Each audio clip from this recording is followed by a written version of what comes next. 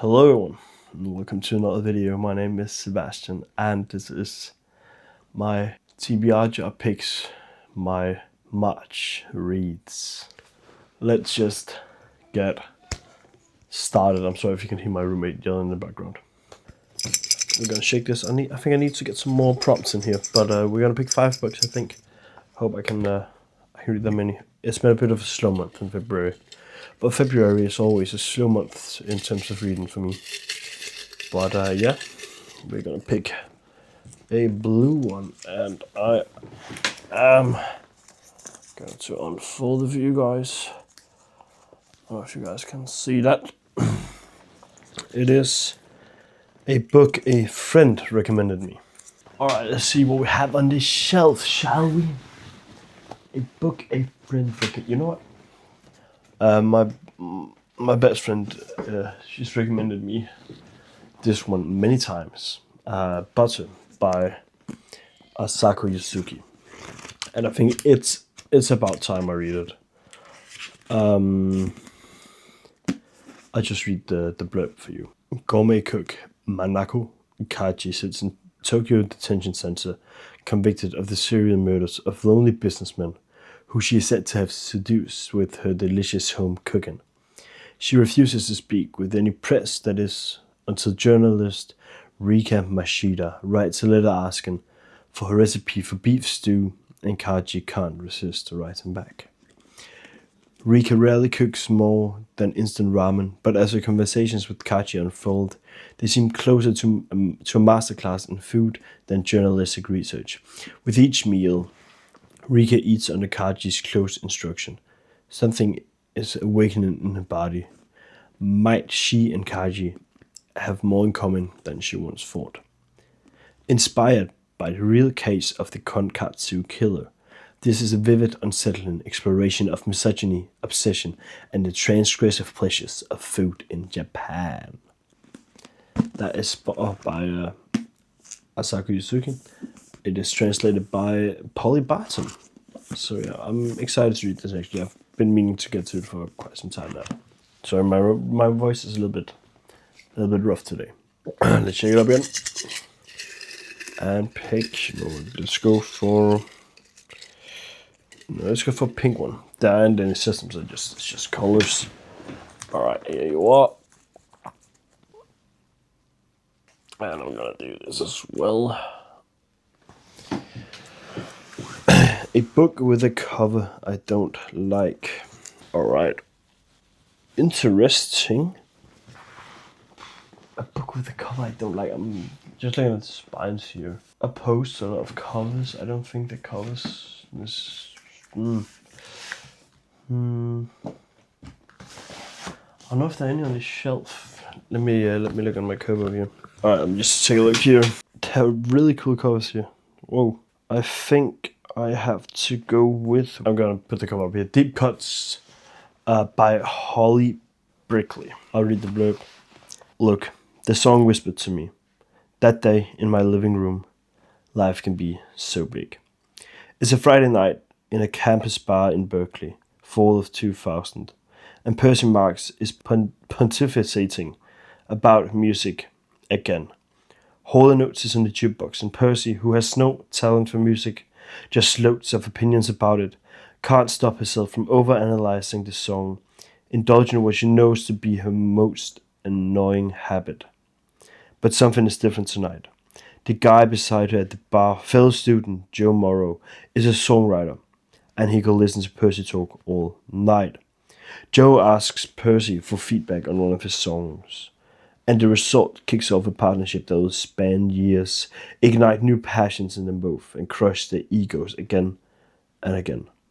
Is their collaboration worth its cost, or is it holding Percy back from finding her own voice?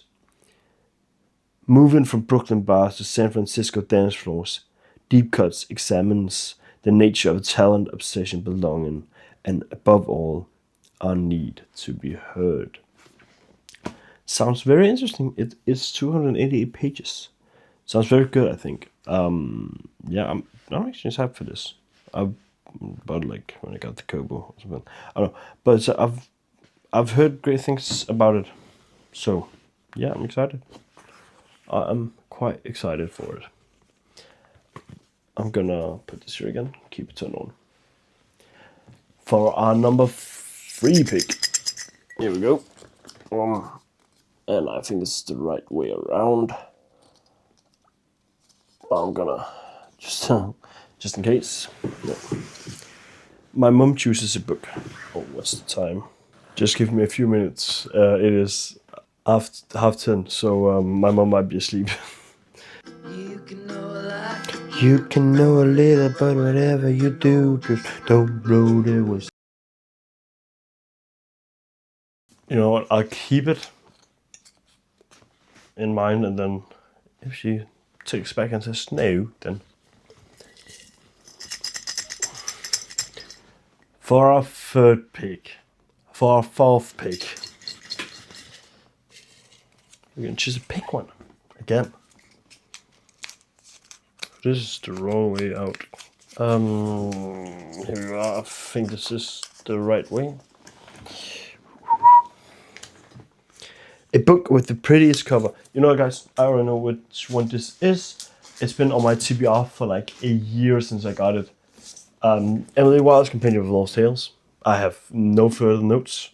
Then this is gonna be the one. And just look at this. Look, how can you not? I'm so disappointed in myself that I have not read this yet.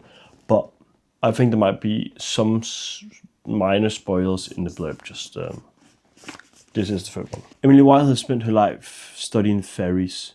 A renowned dryadologist, she has documented hundreds of species of folk in her encyclopedia of fairies. Now she's about to embark on her most dangerous academic project yet, studying the inner workings of the fairy realm and its queen.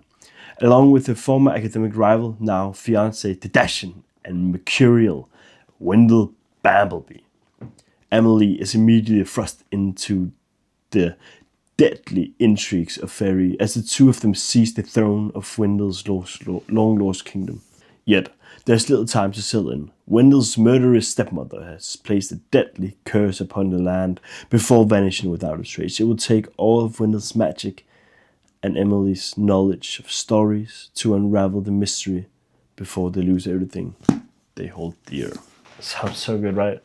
The first two are absolutely incredible. I'm very, very fond of Heather Fawcett and her writing style. All right, let's go for which color. I don't think I've picked a yellow one yet. Here we are. A book with a number in the title. All right. A book with a number in the title. My first thought goes to something like Five Survive by Holly Jackson. With a number in the title. And this is, of course, not just number 3, like, in a series.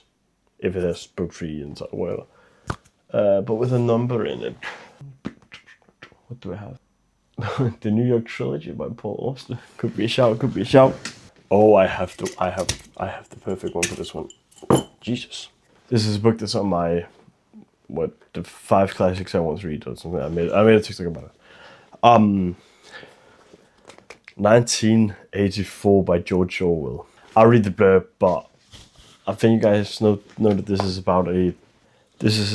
a story about a totalitarian state or authority, ruled by the party, controlled by the watchful gaze of Big Brother, and punished by the thought police.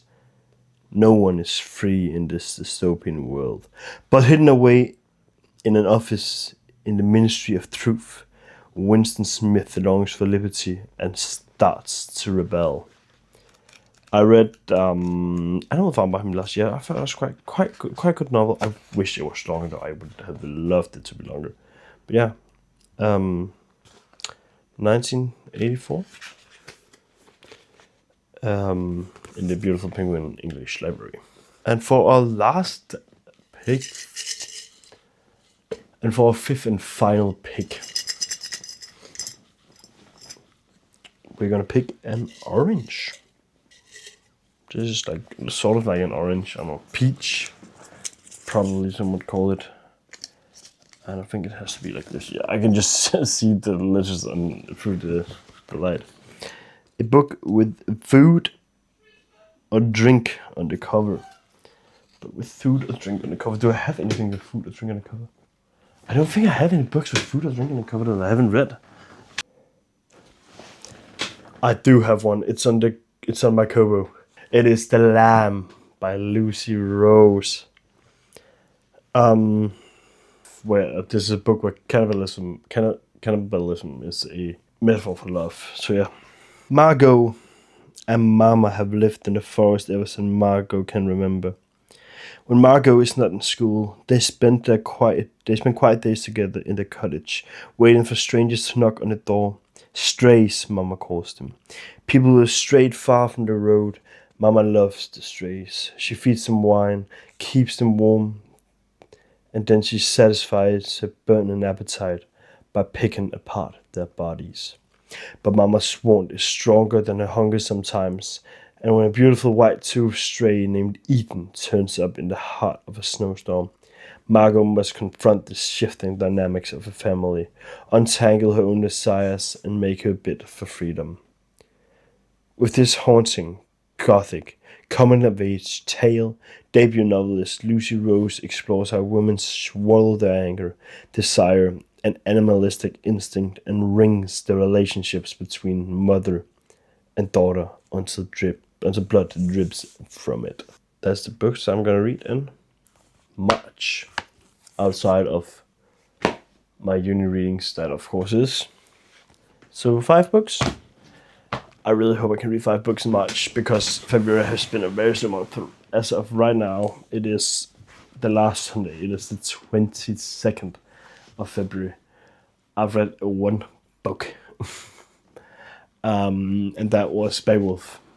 Seamus Haney's translation. Very good. Thank you guys so much for watching. I'll catch you in the next one, yeah.